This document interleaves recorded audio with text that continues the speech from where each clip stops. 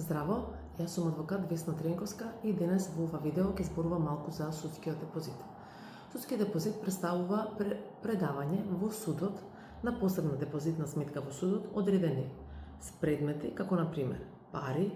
благородни метали, скапоценности, хартии од вредност и други предмети кои што не може директно да се предадат на другата странка или доколку истите се потребни заради обезбедување на некоја судска постапка или гаранција за некое остварување на некоја обврска или некое побарување. За да се поведе судска постапка за оставање на судски депозит, најпрво оној кој што е депонент, кој што сака да го остави судскиот депозит, треба да поднесе предлог до основните судови, каде што е неговото живеалиште, односно престојувалиште, и во таа насока со предлогот да опише во судот што е предмет на депозит, значи што е она што се остава, која е причината што уплатата, односно оставањето на предметите одат по основ на судски депозит и кој е лицето кое што треба да го прими овој судски депозит. Најчесто судски депозит се поставува кога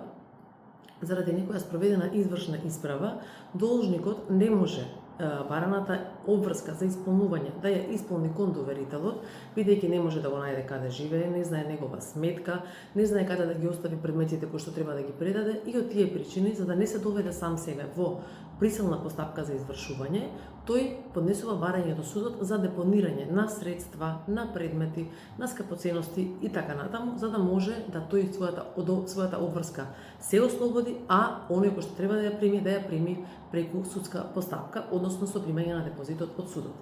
Депозитот од судот се уплатува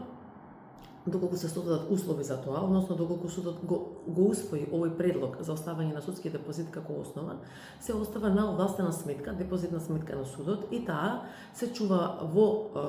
сметката на судот сите додека оној кој што треба да го оствари депозитот, односно да го прими депозитот, не се јави во судот. Исто така, согласно Законот за вонпроцесна постапка и судскиот деловник, постојат и физички и правни лица кои што се овластени за чување на судски депозит, доколку се работи за чување на одредени движни предмети. Интересно е да се каже дека доколку во рок од 10 години оној кој што треба да го прими судскиот депозит истиот не го прими, тогаш она кој што представува предмет на судски депозит, независно дали се средства, дали се скапоценности, дали се хартии од вредност, остануваат во собственост на Република Македонија. Сега,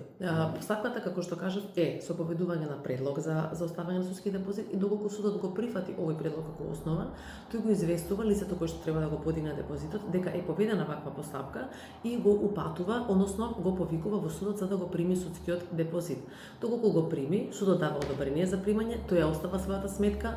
или начинот на кој што треба да бидат предадени предметите, и оваа постапка се спроведува преку судот, што значи дека за исполнување на некоја обврска, судот преку овој судски депозит е мост помеѓу доверителот и помеѓу должникот. Исто така, судски депозит може да се остави и заради гаранција во некоја судска постапка, например, ако тужител е лице кое што не е државјан на Република Македонија и ги може да се осуети побарувањето на тужениот. Доколку тој успее во спорот, тогаш тужителот, како странски државјанин, има обврска да авансира на сметката на судот, односно на депозитната сметка, извесен паушал на име судски трошоци доколку тој изгуби во постапката, па за да тужениот,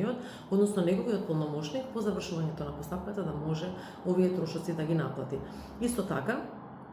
во некои во постапките, најчесто имотно-правните постапки или во извршните постапки заради купување на некоја недвижност, исто така како гаранција или судски депозит се уплатува на судската депозитна сметка одредена сума на пари по одлука на судот со цел да се заштити одредено побарување или пак да се стори веројатно дека тужителот или тужениот е заинтересиран за купување на определена ствар. Судскиот депозит како процес, како судска постапка и како пракса е заживеан доста, особено што во текот на судските постапки помеѓу доверителот и должникот, претходно тужител и тужен, се нарушети односите, тие не комуницираат меѓу себе и од тие причини кога ќе дојде до исполнувањето на обврската, тие немаат начин како да исконтактираат и обврската да се исполни. Од тие причини овдека се јавува овој правен инструмент, судски депозит, за да може и доверителот да ја исполни својата обврска, односно да се ослободи од незе, а должникот истата да ја прими. Се надевам дека сте задоволни од ова видео и во следното видео ќе позборуваме за некоја друга тема и ви благодарам на вниманието.